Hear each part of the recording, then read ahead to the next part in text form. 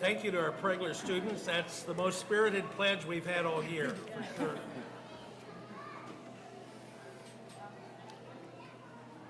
Okay, moving on. Before we proceed on, we have to have a public hearing regarding our e-learning plan. So first we'll call the roll for that public hearing. Archie? Baronis? Present. Bolin? Present. Gathing? Veranda? Present.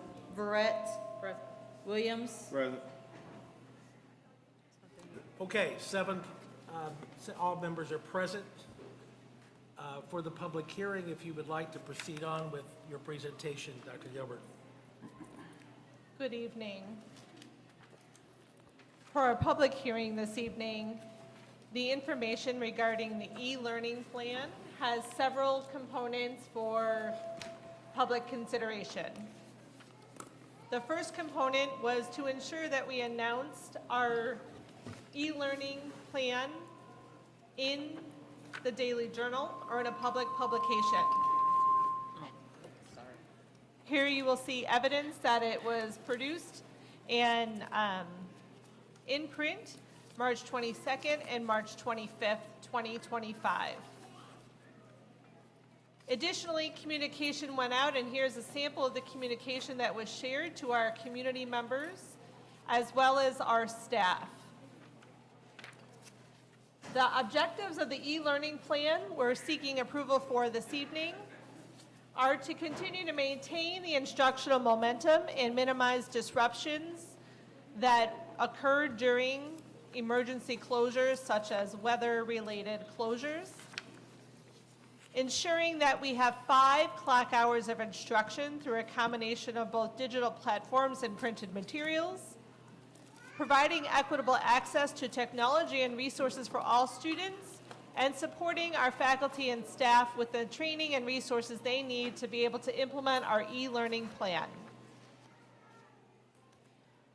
A thought exchange survey was conducted, and here you will see we had over 233 participants of the survey, of which 104 were parent, guardian, caregivers, and 129 were staff members.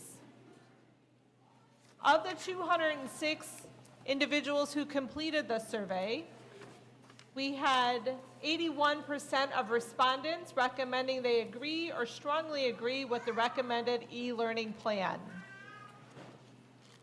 Here are some key words of those that either agree or strongly agreed with the approval of our e-learning plan. And again, that was, you see some words on here with about learning, making sure we had hours, obviously weather closures, options, access to instruction, continuing education, and our students, our kids. Here is the feedback that we did receive of the 27 respondents who either disagreed or strongly disagreed with the plan. Some feedback we received was regarding some of the hurdles we've all experienced with learning at home. Having students on the computer for periods of time, mitigating all the things that we have to balance as adults, parents, caregivers, et cetera, with our students. However, 27 folks had provided this feedback. So again, here is the e-learning plan. I literally copy and pasted it, so I'm not going to read it verbatim to you. I did highlight some of the key components. Just a quick history of e-learning. In 2015, ISB did proceed forward with a pilot of an e-learning plan. In 2019, the full plan went into effect, which ironically was before the need to really have an e-learning option, which we all know too well occurred in 2020. We had a competency-based education waiver, which allowed us some flexibility in e-learning. However, within the waiver, you needed to ensure that instruction took place for the minimum of 5 hours. And feedback we received that that was not something consistent, which is why we're proceeding forward with the e-learning plan as presented to you this evening. Various student considerations are taken into place, including how to allow students access to e-learning in Google Classroom through Clever, and also having paper copies available, especially for our earliest learners, and or hands-on materials when we know in advance that we will be utilizing an e-learning day. Additionally, technology support is going to follow the same process we've been using for our LAA days and other e-learning days that have been taking place, where if a student's experiencing any technical difficulties, they should go through their classroom teacher, who will then submit the appropriate work order, and our technology services department will respond accordingly. As families, we know that there are various considerations to trying to maximize that remote learning time, and we ensure that as best we can, we will provide the communication to you in ample time.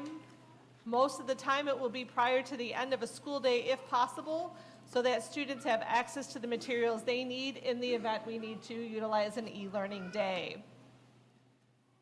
And the same would be true for staff. Any communication, we will work collaboratively with our staff to ensure they're aware and are able to be planning accordingly if an e-learning day needs to be utilized. Capturing just some other pieces for additional staff members that are not classroom facing, we will have other professional development opportunities, such as using Infinite Tech or Global Compliance Network, and other resources so that they are able to engage in learning on that day as well. So in summary, this public hearing is to provide information regarding the e-learning plan, which would allow for us to continue learning for all students during a period of emergency closure. Are there any questions at this time? Any board member have a question about the e-learning plan as proposed? Any board member? Any other public comment on the e-learning plan? Hearing none, I need a motion to adjourn the public hearing. Motion to adjourn. Motion by Ms. Baronis. Is there a second? Second. Second by Mr. Williams. All in favor say aye. Aye. Okay, the public hearing is adjourned. Now we'll go into the regular session of our meeting. Please call the roll again. For the third- Archie, Veronis, Present. Bolin, Present. Gathing, Veranda, Present. Verette, Present. Williams. Present. 7 board members present, 1 by phone. We'll move into the agenda. The good news section is first. Dr. Gilbert? Yes, good evening. We do have some good news items to share with you. Apparently, the KSD 111 Bake Master has been added again, as I see 3 schools that have provided a good news shout out to Mr. Bolin for his famous cookie delivery. They have enjoyed the delicious treats, and it has brought smiles to the staff at the Early Childhood Center here at Prigler, LCC, as well as King Middle Grade School. So thank you, Mr. Bolin. Additionally, yes, thank you. Additionally, the Early Childhood Center would like to thank Serenity Roses of Kankakee for providing take-home meals for our students over spring break. Your kindness and support are making such a meaningful difference in our community, and we couldn't be more grateful. So thank you to Serenity Roses of Kankakee. Taft would also like to thank Kankakee Public Library for volunteering at the reading and bingo night. They registered over 10 families with library cards and provided reading activities for families. And LCC would also like to thank the Bake Master for also donating some Spanish book titles to their building. And so thank you as well for those books at LCC. That is the good news for tonight. Thank you. We'll move into your next report here, instruction. Tonight I wanted to share and ensure everyone was aware about some summer learning experience opportunities for our students here in Kankakee. The first will be our K through 6 summer school program. This program will occur from June 16th through July 17th from the hours from 8 to 12:30. We are very much looking forward to having our K through 6 graders here participating in that summer learning experience. You can enroll now by accessing the QR code, which you find here. Breakfast and lunch will be provided, as well as transportation for our students. We also will be having a summer learning experience at the junior high. The session information is from June 16th through July 3rd. Again, the hours are the same from 8 to 12:30 with breakfast and lunch provided. Again, another QR code to scan and enroll our junior high students into their summer learning experience. And finally, the high school will also be offering a summer learning experience, both focusing on credit recovery as well as acceleration. Students are able to enroll there, again, scanning that lovely QR code, or they're able to see their school officer, counselor. Credit recovery is available for any students that may need additional credits to come back on track as they pursue graduation. And acceleration is offered for students that are looking to advance some of their learning at the high school. They may choose between government, health, financial literacy, and English 4 to accelerate their learning this year over the summer. So those are our upcoming summer learning experiences. We will also have extended school year, and the workload managers are working with families to sign up students for extended school year. And our early childhood program is also working with their families to register students for the early childhood program as well. Immunizations, yes, we're talking about immunizations again. And the reason why is because we started this year with over 2,238 students that were not compliant, meaning that they did not have the physicals and or immunizations required in accordance with the state statute. As you can see here at the end of March, we're about 30 students still that we're working through compliance. Most of our 30 students are students that are already in remote learning or attending an out-of-district placement school, and so we're still able to provide some educational experience for the 30 students. The reason we're bringing this forward now is working with Nurse Lewis and Ms. Starkey. They've put together a very comprehensive plan to ensure that our requirements ranging from our pre-K all the way through 12th grade for students is something that we're aware of. And so here, I'm not going to read them verbatim, but you will see our incoming kindergarten students need things such as a physical exam as well as some immunizations, eye exams, and dental exams for the end of May. A student will not be excluded from school if they do not have their eye or dental exam. But the physical exam and immunizations are required. The other benchmark is 6th grade students, again, with some additional physical exams and immunizations that are required, as well as a dental exam. 9th grade is the third benchmark with some additional physical exams and immunizations. And the final benchmark is 12th grade, with students needing to show proof of 2 meningitis vaccines in 12th grade. We're telling you this now, our families, community, staff, because we are looking at our exclusion date as a district being the first day of school. So families will not be able to register their students for the upcoming school year if the immunizations and physical requirement are not met. And so we will be working immediately, working with families beginning now, sharing this information. Letters are going out this week and next to all of our benchmark grade levels to ensure families are aware. Additionally, our health clinics have opened their doors because we are able to provide immunizations, and they are already scheduling appointments for families that need that physical exam and immunizations. So again, here you see a communication timeline at Student Intervention Day parent conferences. Some information went out.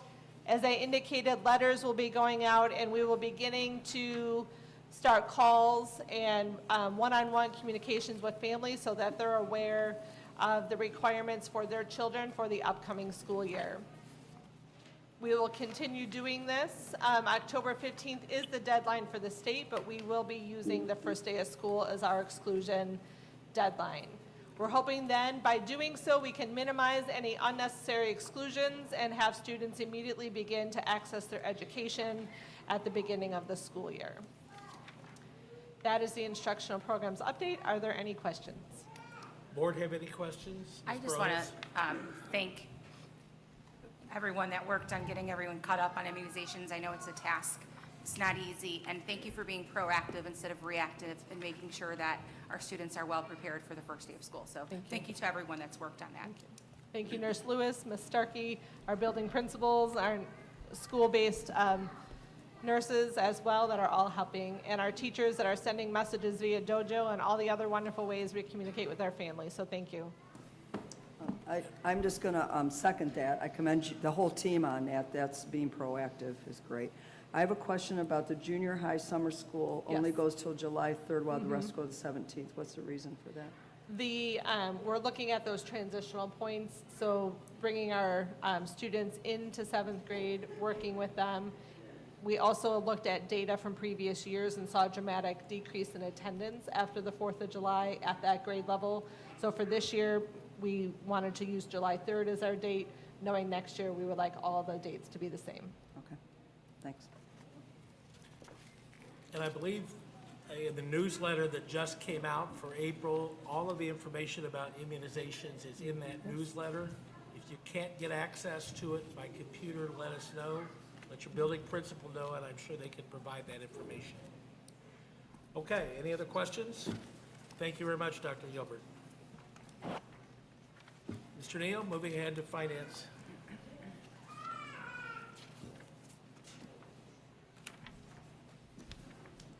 Moving ahead to finance. Okay, just a quick overview of our monthly financial report. Just like most every other month this year, we're right on target. We've had about 86% of our budgeted revenues received.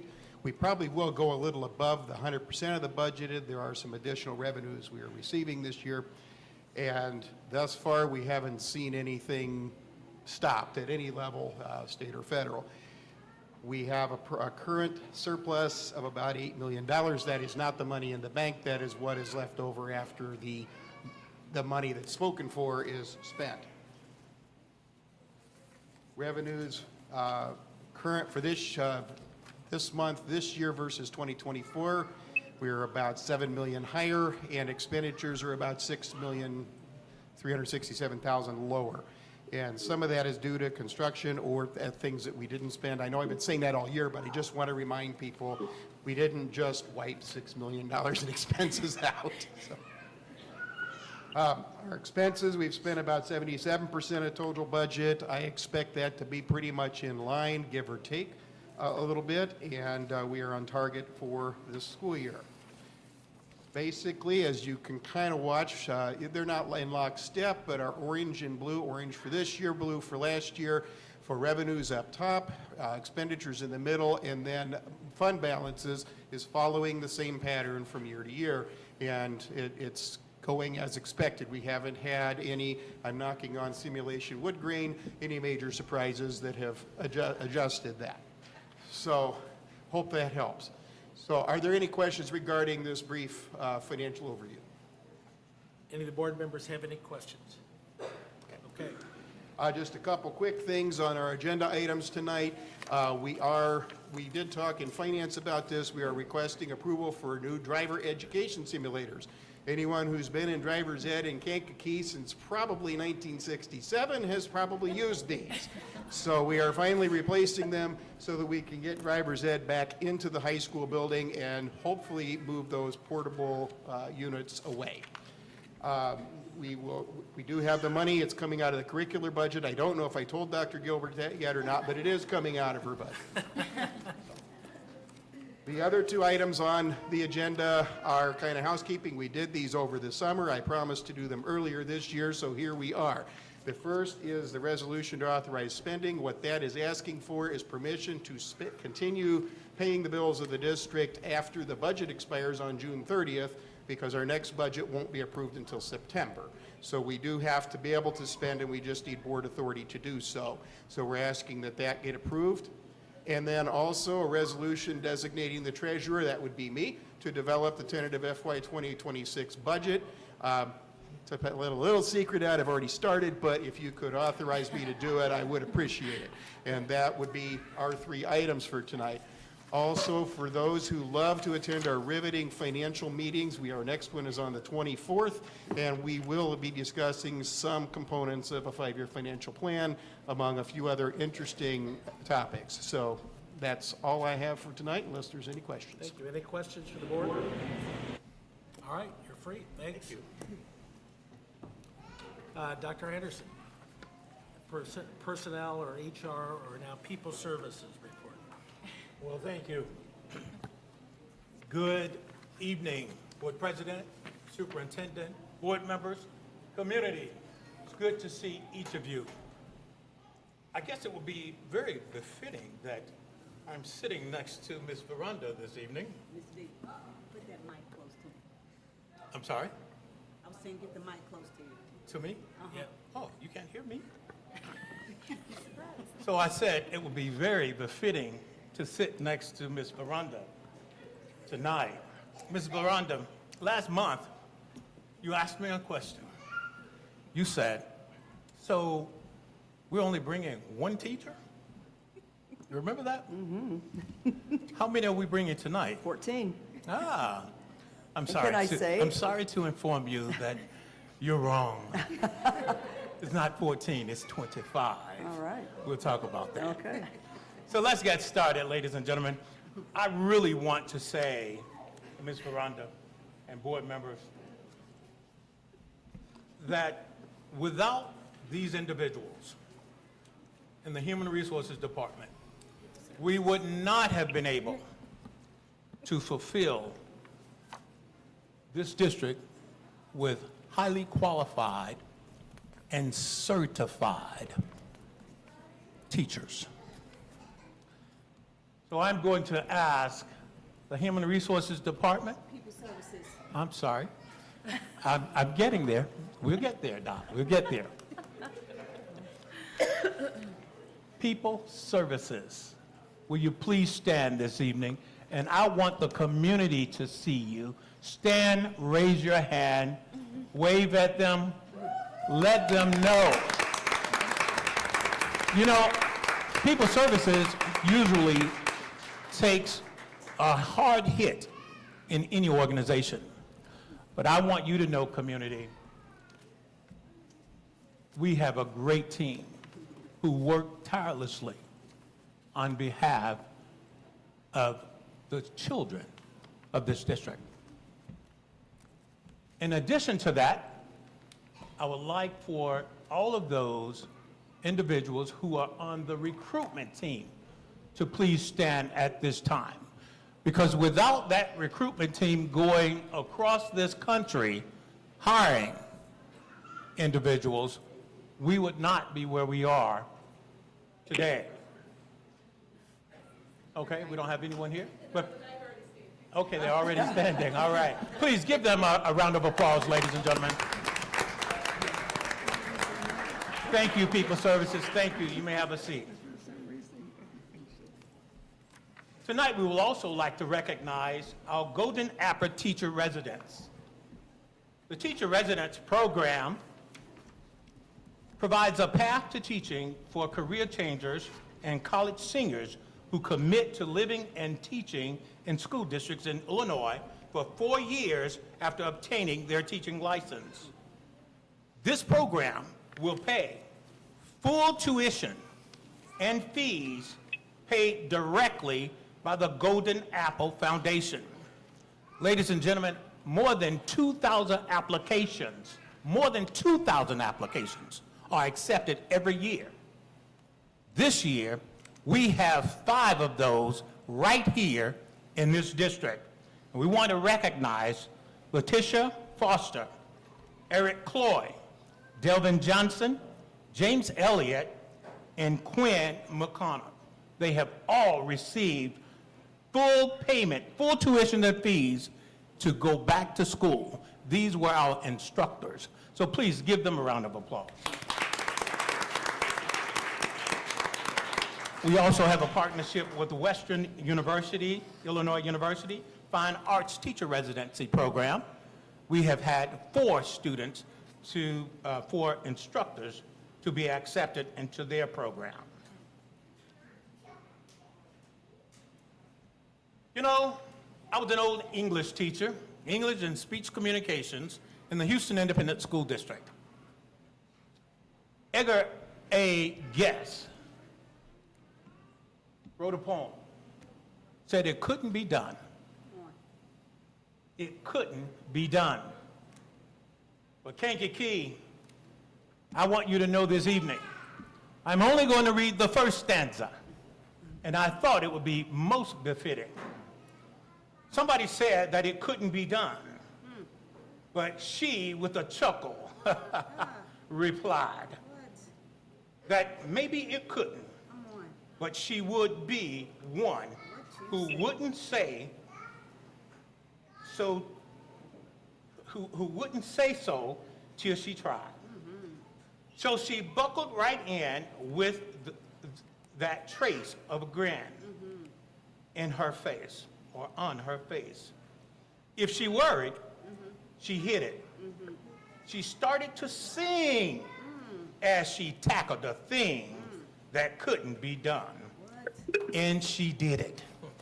And ladies and gentlemen, this evening, our illustrious superintendent has charged this People Services Department to get it done.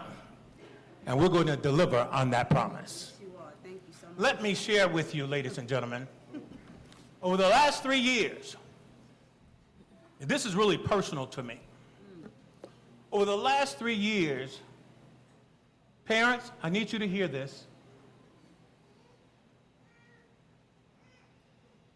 A third of the teachers in this district were not certified.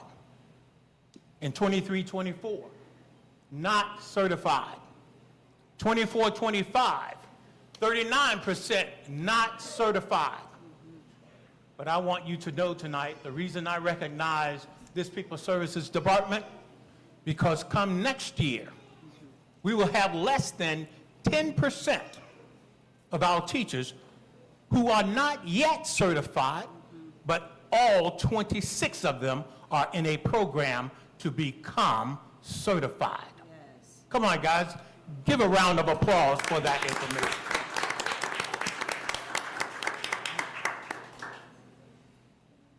And let me tell you how we're doing it. In 23-24, we only had 6 student teachers in this district. Ms. Veranda, you're an educator. You know what we need to do. Get student teachers in those classrooms. Listen to me. 24-25, we had 25 student teachers. And we have already hired 50% of them. 50%. So we're taking a new approach with hiring our student teachers. We are aggressively recruiting them. It went too far. And I can't, get me back, Doc. Start at the high, okay. Wait, get me back. Okay, get me back. High school, high school. There we go. All right. Let's take a look at that, ladies and gentlemen. We had 8 vacancies last month, board members. This evening, we have 5, and we're interviewing all day Tuesday and all day Thursday to identify teachers for the high school. The junior high, we have only 2 vacancies at this time. Kennedy, everything is filled with the exception of dual language.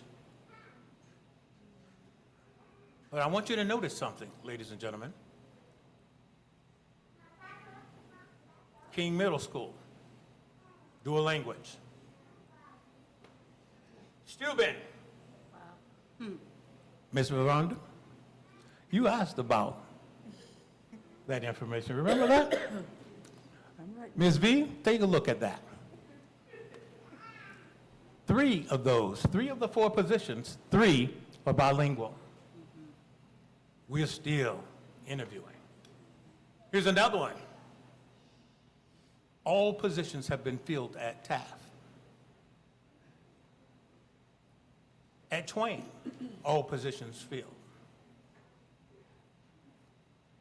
At Avis Huff, all positions filled except science. Ladies and gentlemen, last month, we had 43 vacancies.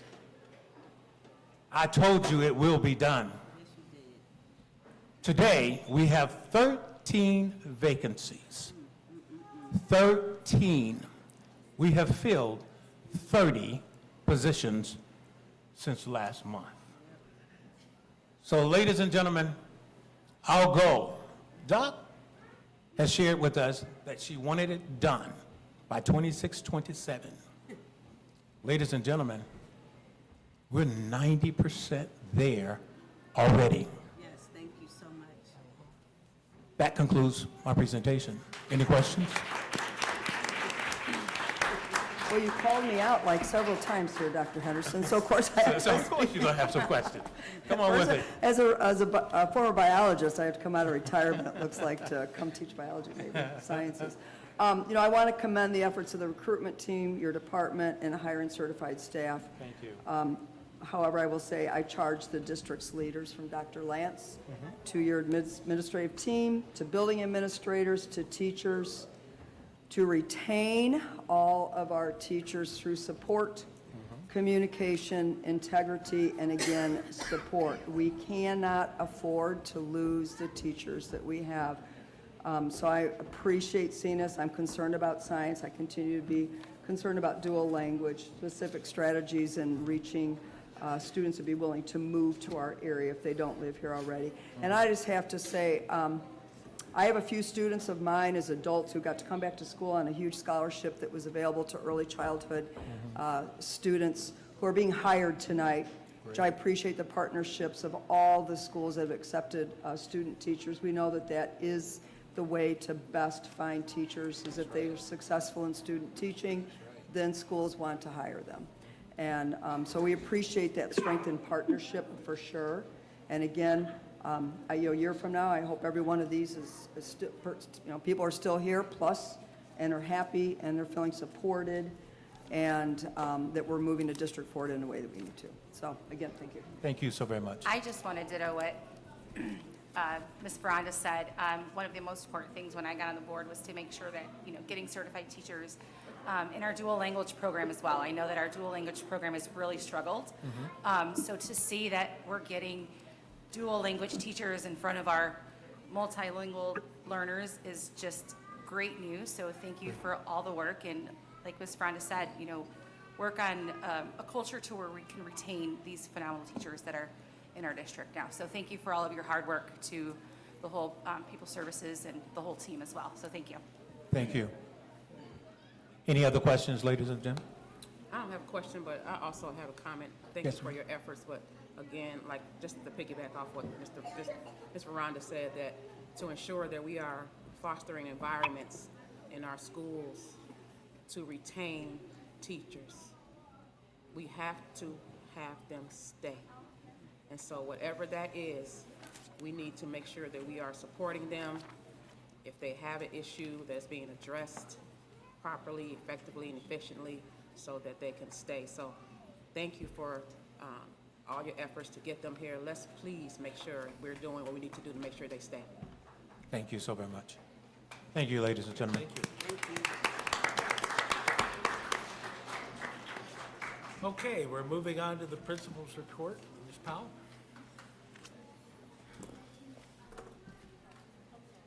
All right, good evening, Dr. Lance, all of the board members. Thank you so much for being here. I also want to give a good evening to our parents. Thank you so much for bringing our little ones out tonight.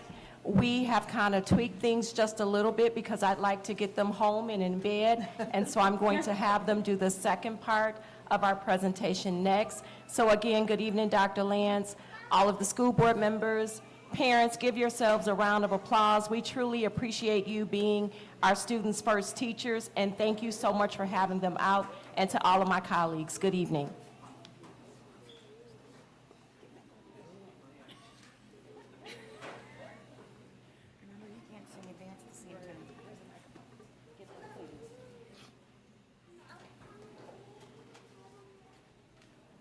I do apologize. We are waiting on the microphones to actually come, and then we will go ahead and start.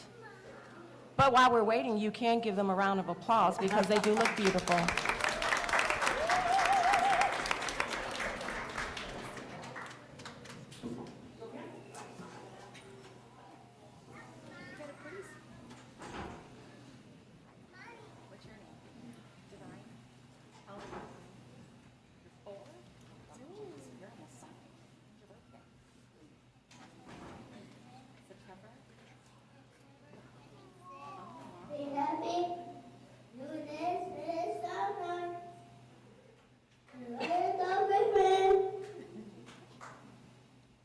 Like crayons in a box.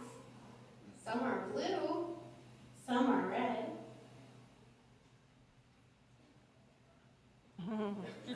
Some are yellow.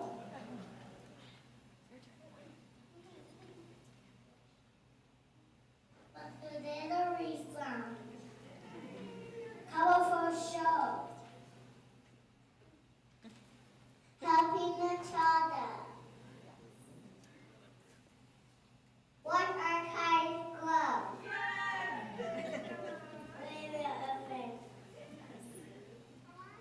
A happy smile. Also yellow. We are all special. We are own passport. And our own passport. Let's make the world bright. Every single day.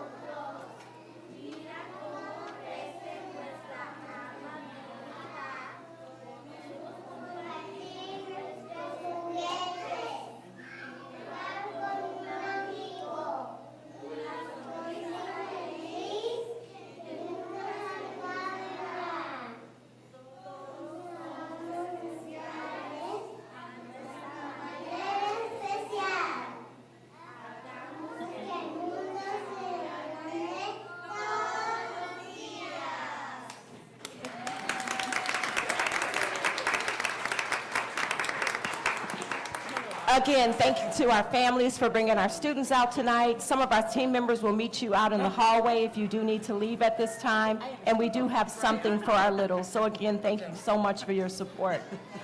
All right. So my name is Pamela Powell, and I serve as the Director of Early Childhood Education for Kankakee School District 111 and also Kankakee Countywide Head Start program. So tonight, we are going to spend time sharing the progress and our vision. Our mission is simple but powerful. We want to lay a strong foundation for every child to be successful in life. Now I have the privilege of introducing our staff members. Staff members, don't leave. Staff members, don't leave, please. I want to make sure that I do introduce you. Thank you. Not by name, not by name. Exactly, Dr. Lance. Dr. Henderson took all of my time. All right. Teachers, if you would just wave your hand, please. We have teachers who are here with us tonight. Thank you so very much for coming. We do appreciate you. We have teachers who serve at our Mantino site here with us, and our Bourbonnais site, and then also in our Kankakee site. So thank you so very much for being here. I did see a couple of our admin assistants who are here with us also tonight. If you guys could stand, wave your hand. Would all of our teachers go ahead and stand? I see some of them are hiding and sitting down. All of the teachers, please stand really quick. Thank you. Thank you, thank you, thank you. Thank you so much. And then, of course, we do have some other people who work with us as well. Would all of early childhood just stand quickly so that I can go ahead and proceed? Perfect. Thank you. You all made me really call you out. They told me already no names, so I have to just go ahead and go over the names, so I do apologize. All right, so I want to say that our district proudly offers a range of programs from birth all the way through 12 years old that is under the early childhood umbrella, and I'll explain what that means. First of all, we have our Birth to 3 program, which is our first taste program. And on our site, you'll see, on the slide, you'll see that we have sites in various locations, but everything is all there. It tells you the number of participants. So we have our first taste program, which does service 100 students and their families. We also have our Preschool for All, which serves 160 children. Then Preschool for All Expansion services 60 children. Head Start is our big program that services 383 students. We also have our free district child care service, and that's where we go up to 12 years old when we talk about and such, because we do have 17 students who have not been included in any of these numbers who are a part of that program. Our count for child care is higher than that, though, but of course we have children who attend before and after school care, so some may go to half-day school, and then some of our older ones do actually come before they go to the junior high. So when you put it all together, all in all, early childhood is an umbrella that has about 128 team members, and we are very grateful for them. Now, we actually have something to celebrate here. Their Head Start is one of our programs, and Head Start is 60 years old this year. So that is really a great opportunity. So Head Start is 60 years old, but then I also want to say that Head Start in Kankakee is 36 years old. And so we're very glad to have Head Start be in Kankakee for 36 years old.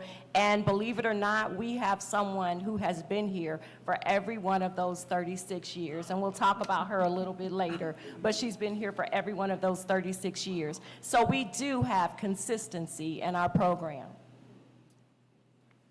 All right, attendance, opening, and waiting list. Our enrollment for Head Start is 383 slots, PFA 130 slots, and then PFAE is 60 slots, which brings our enrollment to a total of 573. We will see that we do have 10 openings in PFA. Our enrollment right now is about 97% for our programs. If we look, we do have a waiting list. What we are doing is waiting on individuals to actually turn in items so that perhaps they can be a part of filling those 10 slots that are open. So that's where we have our average daily attendance. We are well above the rate that we need to be at. We are at 89%. And so our kiddos, our parents are doing great because we know at this age, it is the parents who are responsible for getting them here. And so we're at an 89%, and that's very good. Our demographics, we have 572 students in the program, 92%, which is our low income, and then 85 students with an IEP, and then 102 English learners, which gives us about 18%. Now, what we do know is that the early years actually shape everything.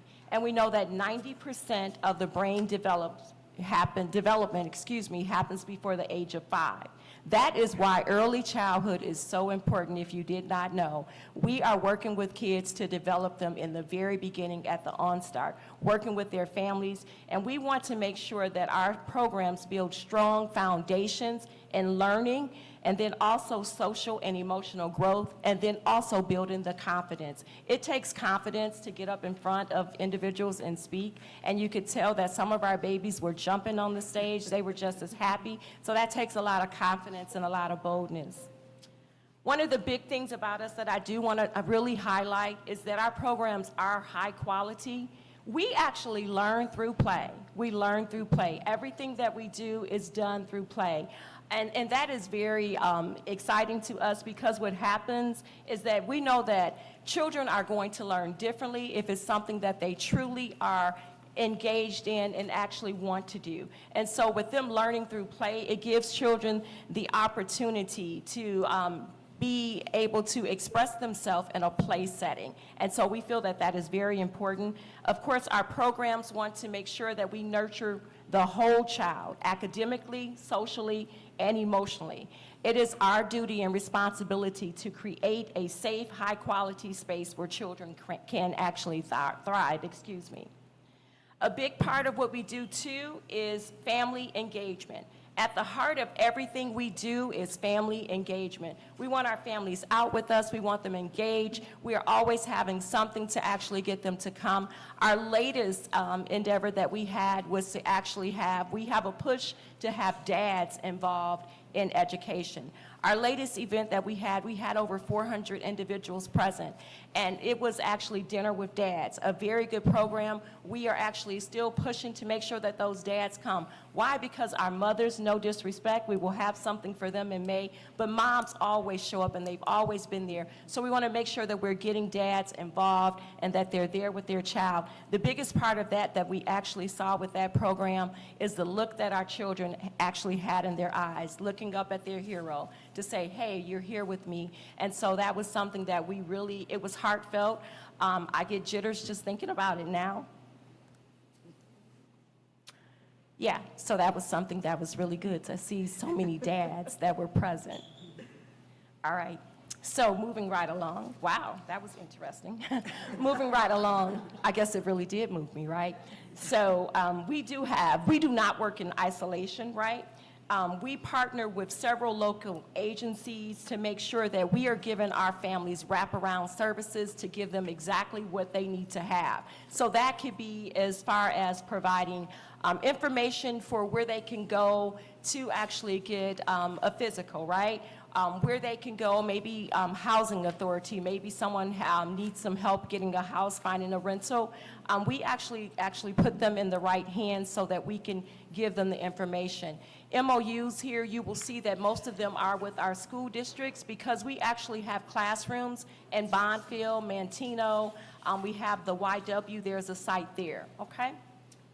Our partnerships, we could not be more pleased with our partnerships. A lot of what we do is working in collaboration with other agencies, other departments, other community organizations, and so that's very good. You heard it mentioned a little while ago here that we have one organization, Serenity Roses of Kankakee, who actually works to provide meals for our students, and that is actually to make sure that we are working to alleviate all of the insecurities that deal with childhood hunger.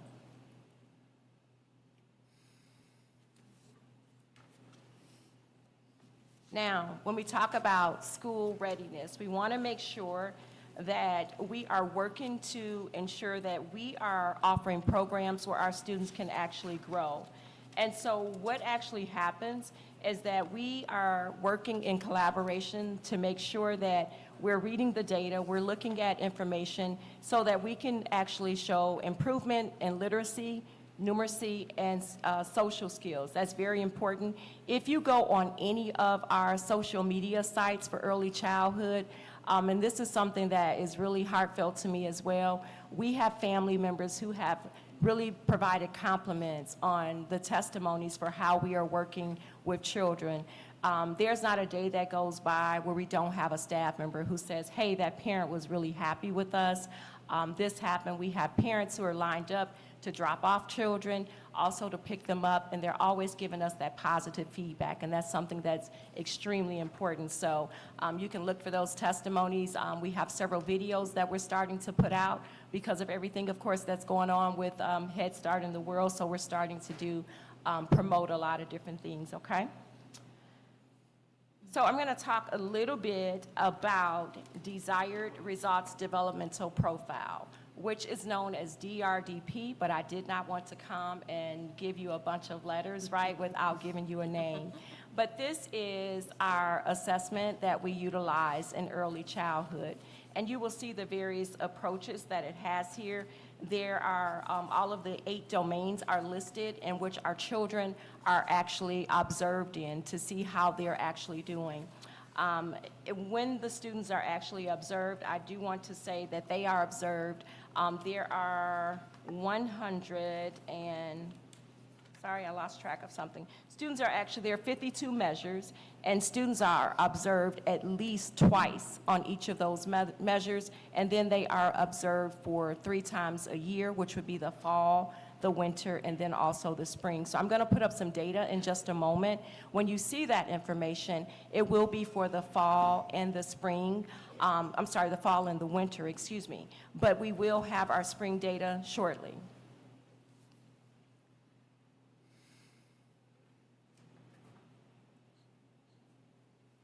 I have several information on DRDP, but for the sake of time, if there's any additional things that you would like to know about it, I can definitely share and go into depth about all of the different components that DRDP does have.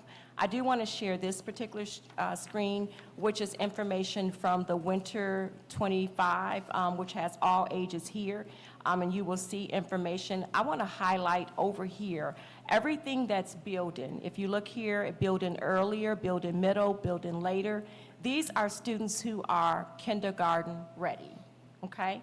These students in this area. You see the first item is language and literacy development. So if we were to just briefly add those up, we'll see that we have almost 80%, a little over 80% actually of students who are ready to actually move on to kindergarten based on the language and the literacy development. And then if we look at math, cognition, including math and science, we'll see that we are close to, again, almost 80% there as well. And these are students who are ready for kindergarten based upon this particular assessment. If we look at those who are integrating earlier, these are students who are performing as kindergartners right now, okay? This data right here actually tracks students from 3-year-olds when they were 3 coming into our program from 2023 to 2025. And again, we will see information. If you look at the circle part that's highlighted, you'll see where they started out when they were 3 years old. And at that top one there, if you take a look, we do see some building earlier that actually were at 67%, and that was at the spring of that year. But then as we go down, as they're 4, we see them moving over towards the building later a little bit more, and then also down here building middle and then building later. Now, I will just caution that we do need to keep in mind that students do move in and out of our district, right? So some students who started with us when they were 3 may not be with us any longer, but then also down at the bottom, we have not completed the year. This is our winter data. We do expect to see progress here. So there is progress already, but we will see even more, meaning that our numbers will be higher there. also added some information for our kids assessment as well, just to kind of give some correlation on some different items as well. Kids assessment is our kindergarten individual development assessment. And so here are some different it's information from the school year of 2025 for the fall.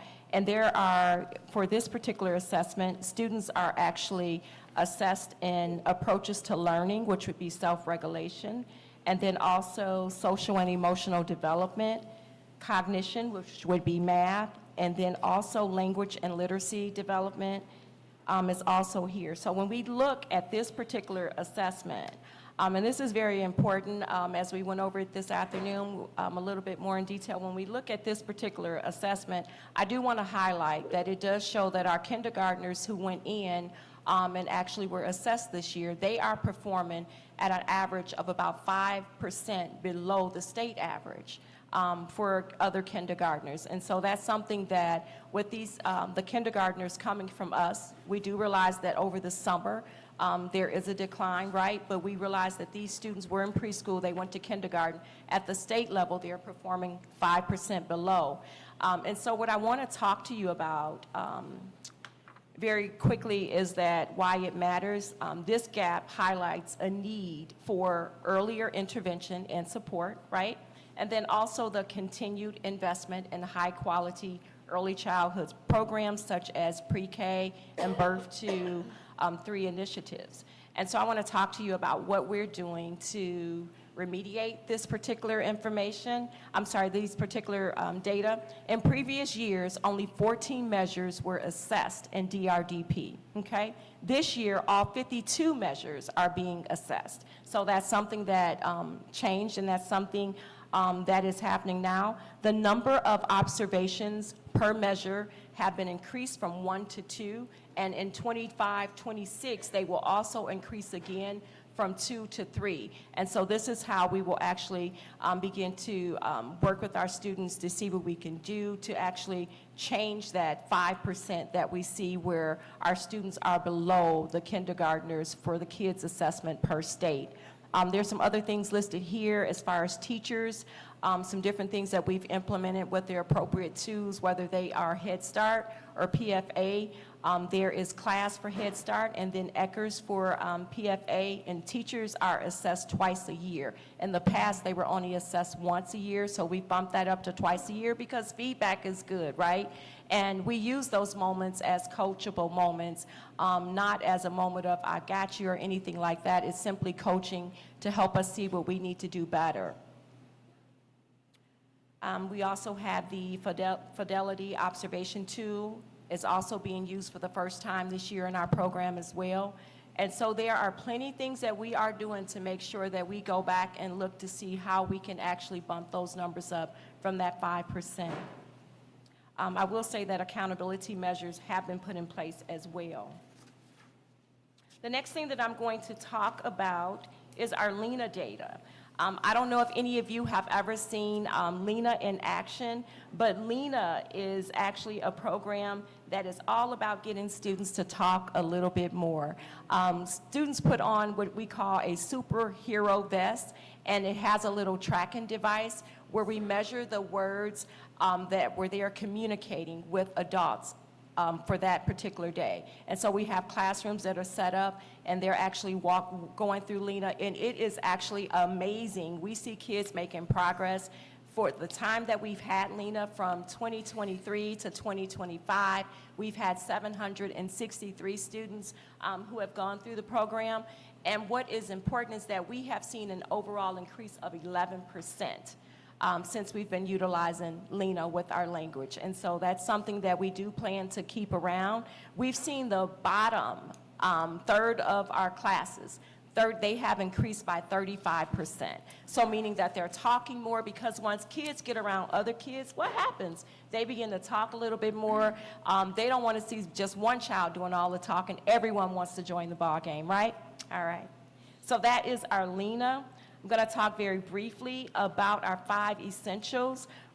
When we got our 5 essentials survey back, we will know, and this is a survey that the state puts out. Teachers actually are part of this, also our parents. are part of actually completing this survey as well. What came up for us for early childhood is that we are partially organized for improvement. This means that we are making meaningful strides towards our goals, with systems beginning to take shape.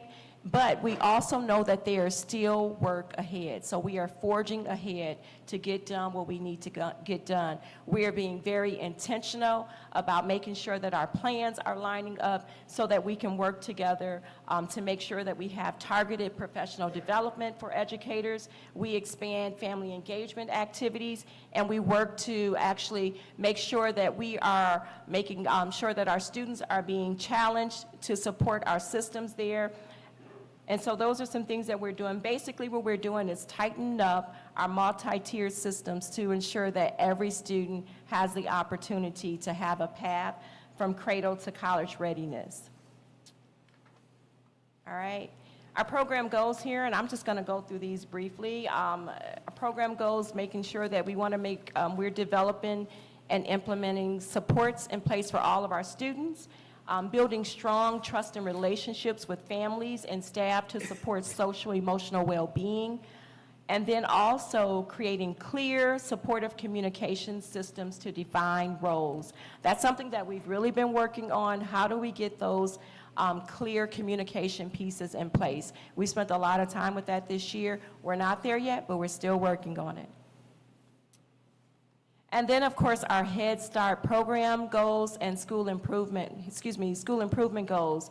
By the end of the 2024 school year, we're looking for 85% of our students to increase in at least one developmental level in all 8 of our domains. And then kindergarten readiness, 80% of kindergarten-bound students will reach building later or integrating earlier levels. And if you look over, remember those numbers that I shared, we are just about there, and that's just from our winter scores, not our spring scores as of yet. Staff development, all educational staff will show growth based on their relevant evaluation tools. And then, of course, we are working to continue to create that welcoming environment so that we can have a place where families feel welcome and they want to actually come and be here with us, be a part of our program. All right, so we've made some meaningful progress. We hope that you see it that way, but still, like we stated, there's more to do. I will say some of the things that we've quickly been able to do here, we've been able to make sure with the funding that we had, we got AC, our multi-purpose room, which is this room, we were able to put our AC unit here. And a couple of other things that we were able to do is to have all of our playgrounds that are in district, they have all been updated, with Pregler going to be updated tomorrow. So all of our playgrounds in district have been actually updated. And then we also have our outdoor learning classroom. I'm very happy to say that that classroom is finally being put together. So very proud of those initiatives that we've worked on to make sure we have things in place for our students. All right, so where are we? I will say to the Board of Education, we really appreciate your continued support, and your support is crucial to us and critical. So that we can make sure that we continue to have our programs in place as we do understand some of the challenges that are taking place. But I will say that already we found out that our program is going to be flat funded for next year for Head Start, which is the bulk of our program. So that program will be flat funded. So we do know that in advance that that is going to happen. But we continuously need your support. Community, we need your support as we put different things out that's stating that we need to contact our Congress individuals, and there's always a script that I'll put out with that. We just need to make sure that we are contacting individuals to let them know the great work that we're doing in Kankakee and that we're advocating for our children and all of our programs so that we can keep our funding. All right, we have a video that we are going to show. And while this is coming up, our children were supposed to come, but we're going to do the video and we're almost done. We're out of here. My name is Pamela Powell, and I am the Director of Early Childhood Education for Kankakee School District 111 and Kankakee Countywide Head Start Program. To me, early childhood means building those strong foundations. Early childhood is excitement, Community. Unlimited opportunities. Fun. is the foundation of who we become. Care, blessing, joy, school readiness, community, the next generation, the future. Early childhood education is the foundation for a child's lifelong learning. Everything starts here. It actually encompasses the critical development years from birth to 5 years old. And they are filled with curiosity, discovery, and growth. During this time, children begin to develop essential skills in language, literacy, social and emotional skills, self-awareness, and problem solving. Why are these years so important? These years actually shape how a child actually sees themselves and how they relate to others in the world and engage in the world. What we do during this time actually lays the framework and the groundwork for future academic success, emotional resilience, and strong relationships. Our mission and impact at the core of early childhood education is dedicated to providing opportunities for children. We believe that no matter what a child's background is or zip code, the child deserves a chance to be successful and to learn in a safe environment. Head Start actually is very important to me because I was a Head Start student. I also have a son who also attended Head Start, and then 2 grandchildren who attended Head Start. Head Start provides that opportunity of hope, and it encourages you to be lifelong learners and gives you that opportunity to dream. Why not Head Start? Why not us? And why not Kankakee School District 111 early childhood programs, where we have Head Start, Preschool for All expansion, and First Taste. Nice job.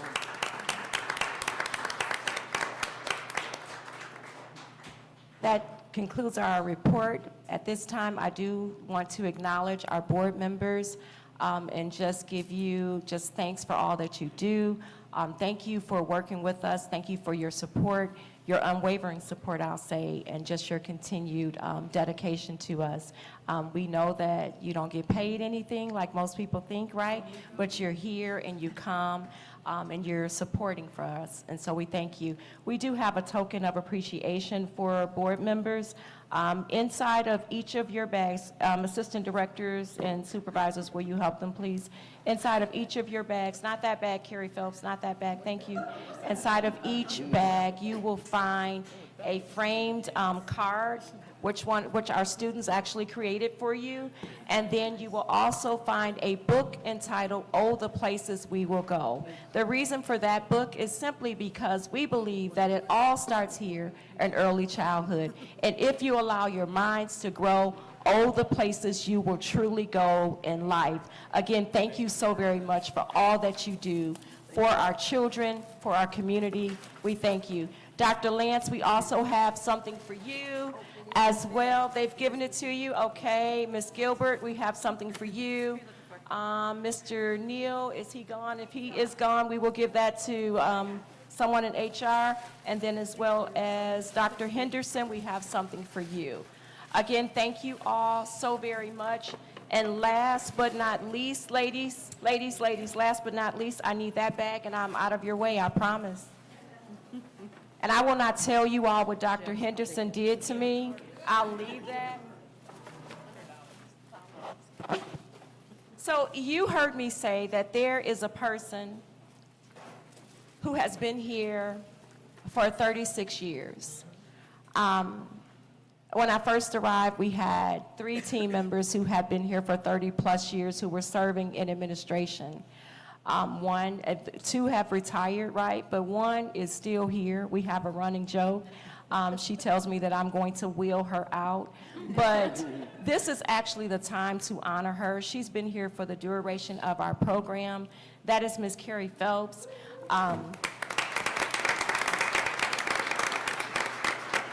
I will say this. Excuse me, I'm choking up now.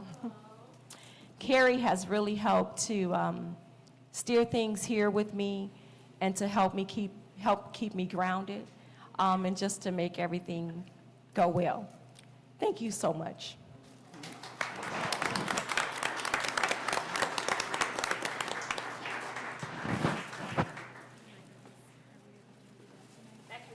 Thank you very much. Thank you. We appreciate your having us here.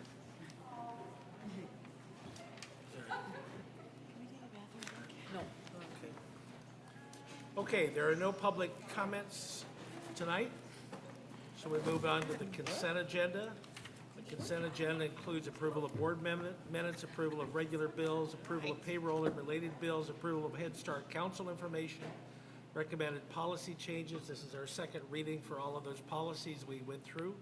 Approval of resignations and retirements, approval of appointments for licensed educators. The first one is approval of appointments for administrative personnel, approval of appointments for extra duty assignments, approval of internal appointments, and approval of internal appointments for education or licensed educational personnel.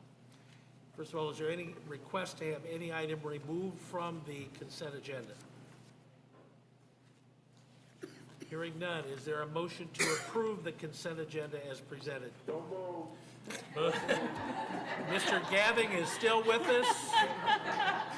All right, Mr. Gathing makes the motion. Is there a second? Second by Ms. Archie. Is there any discussion, any questions, or any debate regarding any issue on the consent agenda? Hearing none, please call the roll. Baronis, Yes. Gathing. Yes. Veranda, Yes. Verret, Yes. Williams, Yes. Archie, Bolin, Yes. I don't know if I'm supposed to introduce the administrative personnel or not, but I'm going to go through the list and tell you who we just hired. We hired Mr. Terrence Dillard, who's going to be the assistant principal at the high school. We hired Mr. Scott Foreman, he's going to be the assistant principal at Mark Twain and Steuben. Stand If I up. call your name, stand up. Yeah, we're great you're here. Thank you. We hired Dr. Patricia Gonzalez, who's going to be the assistant superintendent of student success and device programs.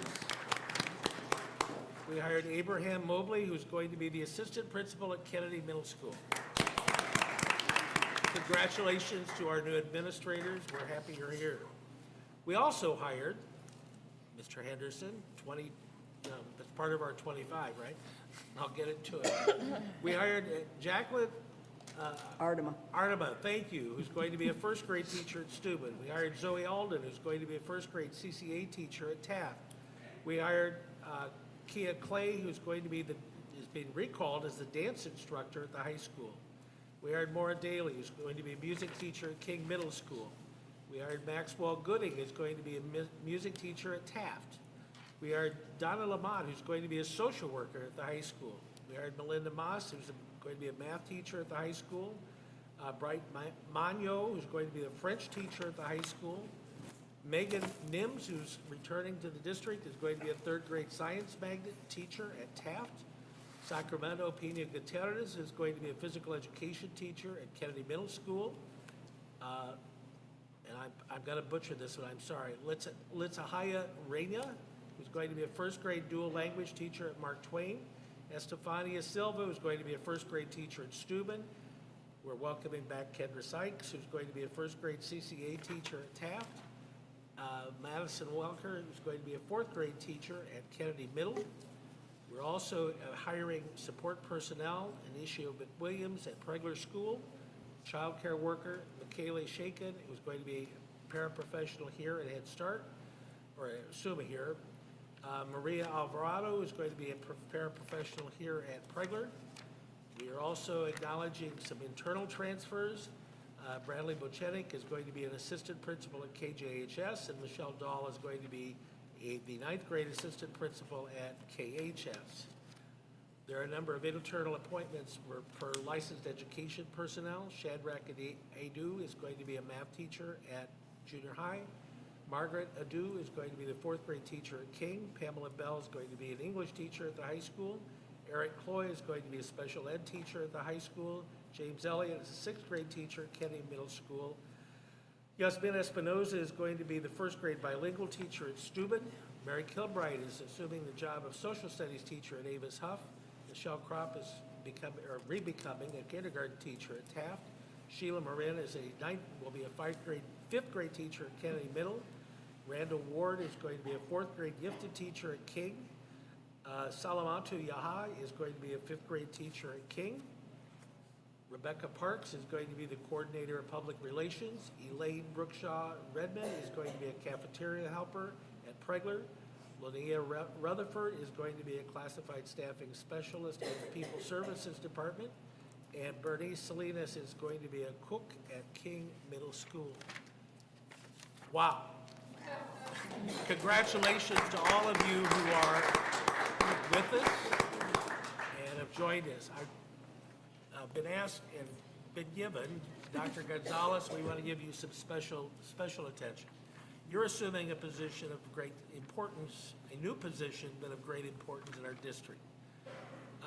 If I may read your bio here, Patricia Gonzalez is a dynamic and seasoned educational leader with over 2 decades of experience driving academic excellence and organizational transformation in diverse urban and suburban school communities. Her leadership journey spans PK to 12, school administration, district-level executive roles, and university-level faculty appointments, where she has consistently championed equity, excellence, and continuous improvement. A proud Chicago native, Dr. Gonzalez leverages her cultural competence and deep commitment to public education to inspire teams and strengthen systems that serve students and families. Most recently, Dr. Gonzalez served as a professor of educational leadership and has served as assistant superintendent for teaching and learning in Marquardt School District 15, where she successfully led comprehensive curriculum redesign, instructional coherence, and professional learning systems that resulted in significant gains in student performance. Prior to that, she was a key leader within the Chicago Public Schools Office of Network Support, where she supported over 70 principals through strategic planning, instructional leadership, coaching, and data-informed decision-making. Her ability to foster collaborative cultures, lead through complexity, and develop leadership capacity has been a hallmark of her impact across roles. We welcome you and look forward to all of that happening here. Thank you. Yes. If I may, I know your plans, comments. Can you do what? I know you. Oh, yeah, I did. Sir. Sure. Good evening. Otis Pace. I reside at 1482 West Bud Boulevard. I've been in this community for over 15 years. You name it, I've done it. Former school administrator. I was at home in my family room watching this meeting. I jumped up, got in my car. I had to be here. We're on the right track. Sir, the report you just gave over the last couple of years with certified teachers, man, I'm just with the teachers that you have hired in the short amount of time. Mr. Henderson and I have something in common. We're Omega Men's, and he just gave this poem, Egre Just, but he and I also have a poem about See It Through. That's what he was conveying to you, Dr. Lance. For the individuals in this community, Dr. Lance represented this school district in a manner this past Thursday to all of the players, the power people, the stakeholders in this community. With the presentation that you gave, you have the support of the community. Those 100+ stakeholders was at the Kankakee Economic Alliance meeting this past Thursday. We're moving in the right direction. I just gave my home address, but I'm more than that because I'm not speaking on behalf of some of those other organizations. We have your back. All of the other things, keep doing what you're doing.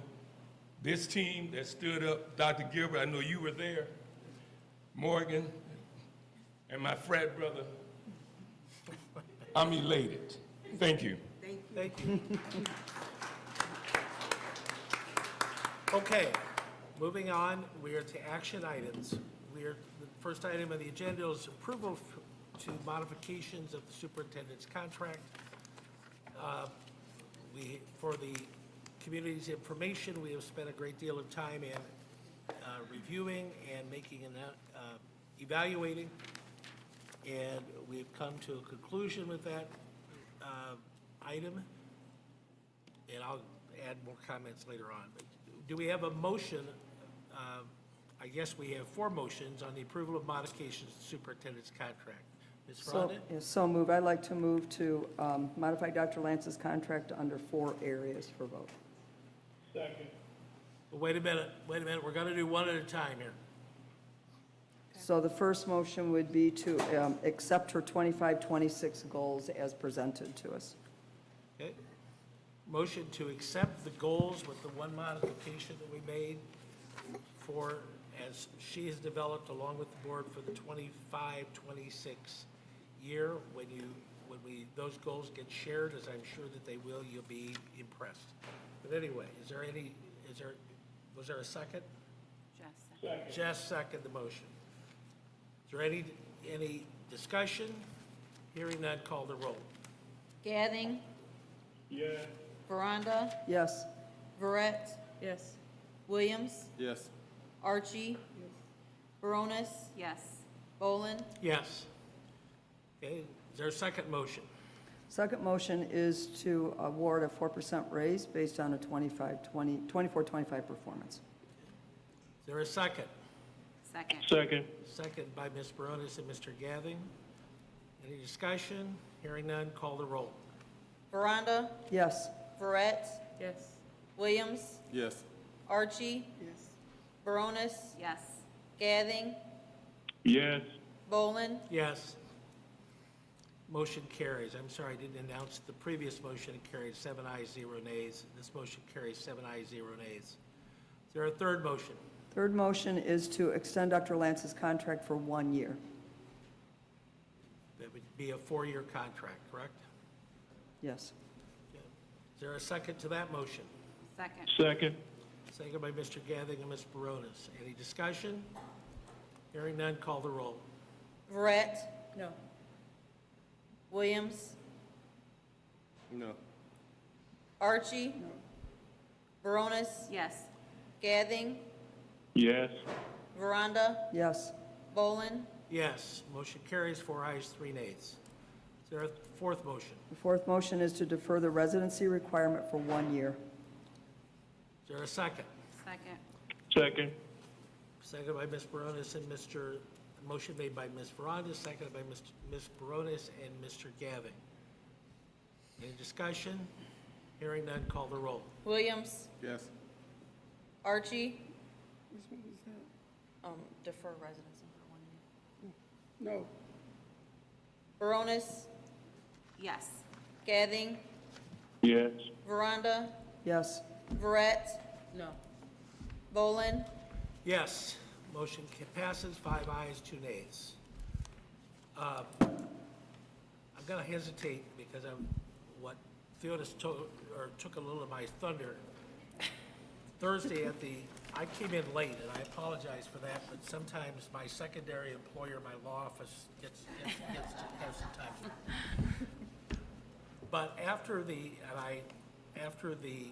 event at the Economic Alliance, where there were probably at least 100 people present, all who are involved in employment activities in the community. I've never had this experience as board president where I'm not sure whether it was 8, 9, or 10 people standing in a line when everybody else was leaving, to shake my hand and say, "You guys did it right. You got it right. We support you. We support District 111. I heard those kinds of comments. I got back to the office trying to, again, finish the project that caused me to be late, and I had 5 phone calls saying pretty much the same thing. I only bring that up because symbolically, Dr. Lance, that said to me, that's symbolic of what this year has been.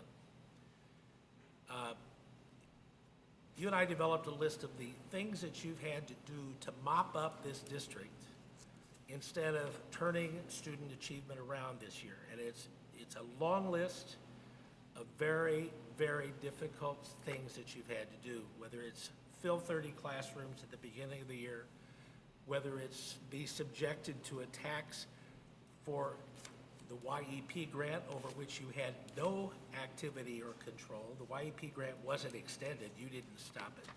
Whether it be to just organizing the vans. I mean, I've got the list here, it's long. But what I do know is, whenever something needed to be done, you were here in the district and you did it. And the amount of work, the amount of time, the amount of effort, the amount of blood, sweat, and tears you put in, that you've given to us as a school district this year is, in my experience, phenomenal. Our students, our staff, and our administrators have all benefited because of the time and effort you put in. We're a better school district this year than we were when you started. And that's all that you can, that's all you need, that needs to be said. But on that note, I'll quit. The motions have been made, the contract has passed. Can I say something now, too? I just said ditto what Chris said, but my job, I work a lot in the community. I work with a lot of educators, and I too have heard the same thing, Dr. Lance, that we are on the right track, that they're seeing a turnaround in our district. So, and that is because of you and your leadership and the team that you have with you. So I thank you for all of your hard work. I see all the work that you've put into this district and that you continue to put into this district, the dedication that you have for this district. I appreciate it, and thank you, and I look forward to, continuing this journey with you. Sure. So first, let me just say thank you to those board members who voted for the extension. In the state of Illinois, the board is allowed to give the superintendent 5 years, and I requested 5 years because I wanted to prove and show to this community that I am dedicated and I'm vested to do the work, I also don't believe that I need to live here to do the work. And I hope I've proven that, and I will continue. I will continue to do the work for as long as the board allows me. So again, I want to thank the Board of Education for the extension and every other area that you did for the modification for the contract. So thank you. Thank you very much, Dr. Lance. All right, moving ahead to the action items. Second action item is approval of the resolution for authorizing non-renewal of non-tenured teachers other than final year probationary teachers. Need a motion to approve that with the understanding that there's likely to be several individuals for whom that will be rescinded at future board meetings. Is there a motion? So moved. Moved by Mr. Gathing. Is there a second? Second. Seconded by Ms. Baronis. Any discussion? Hearing none, please call the roll. Archie? Baronis? Yes. Gathing? Yes. Veranda? Yes. Verret? Yes. Williams? Yes. Bolin? Yes, 7 ayes, 0 nays, motion carries. Next is, and this is like giving up an old friend, purchase of the driver education simulators.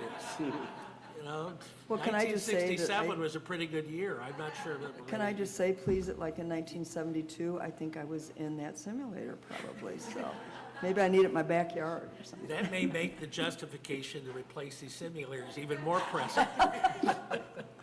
All right, is there a motion to replace the simulators? So moved. Moved by Ms. Baronis, is there a second? Second. Seconded by Ms. Veranda. Any discussion? Okay, call the roll, please. Baronis? Yes. Gathing? Yes. Veranda? Yes. Verret? Yes. Williams? Yes. Archie? Bolin? Yes. Motion carries 7 ayes, 0 nays. Next item is what, if you watch Congress, it's called a continuing spending resolution, a CSR. We're going to show you that we're not like Congress. We can pass this until we get the next budget in. Is there a motion to approve the continuing spending resolution? So moved. Moved by Mr. Williams. Is there a second? Second. Second by Ms. Baronis. Any discussion? Call the roll, please. Gathing? Yes. Veranda? Yes. Verret? Yes. Williams? Yes. Archie? Baronis? Yes. Bolin? Yes, 7 ayes, 0 nays. The next item is appointing Mr. Neal as the treasurer in order to develop the tentative budget. Is there a motion to approve? So moved. Is there a second? Second. Moved by Ms. Veranda, seconded by Ms. Barones to approve the appointment of Mr. Neal as treasurer. Is there any discussion? Hearing none, please call the roll. Veranda, Yes. Verret. Williams, Yes. Archie, Barones, Yes. Gathing, Yes. Bolin, Yes, 7 ayes, 0 nays. Motion carries. Finally, Dr. Gilbert, this is on you. You need a drum roll here. Approval of the e-learning plan that we heard about in the public session. Is there a motion to approve the e-learning plan? So moved. Moved by Ms. Barones. Is there a second? Second. Seconded by Ms. Verret. Any discussion? Please call the roll. Verret, Yes. Williams, Yes. Archie, Barones, Yes. Gathing, Yes. Veranda, Yes. Bolin, Yes. Motion carries, 7 ayes, 0 nays. There are no remaining voting items on the rest of the agenda. I would encourage you to follow up on those if you have an interest. We note that the next meeting of this group will be May 12th. There is also calendar notes that there's an LAA day coming up on the 28th. So, seeing nothing else that we really need to talk about unless anybody has something. Mr. Bowen, I'd just like to say, we have one of our teachers that was hired, and this is how we're doing it. We're growing our own. Mrs. Moss is here, is a math teacher for the high school. She has 5 children that have or are attending, all boys, so we send blessings to her. And she's here, and many of her sons are here, so I just want to acknowledge Mrs. Moss. She is a Kankakee coming back to teach in our district. This is a night we're celebrating you big back, so that's good. Yeah. It's a good thing. Mr. Bowling? Yes. I just wanted to thank Pregler for your hospitality. They always show us great hospitality. The thank you is enough, but the gifts and the food is even better, so thank you so much. I want to thank you also, and gifts, thank you for the report. I know you, because of the length of the meeting, it's very important information. And I'm putting that plug in, being married to a former early childhood education teacher of 47 years. If I didn't go home and say I plugged it, it would be a bad thing. I also want to congratulate Carrie Phelps for all those years of making Ms. Powell and her predecessors feel like they were in charge. Well done, Carrie. Motion to adjourn. So moved. Moved by Mrs. Archie, second by Mr. Williams. All in favor, say aye. Aye. Any argument?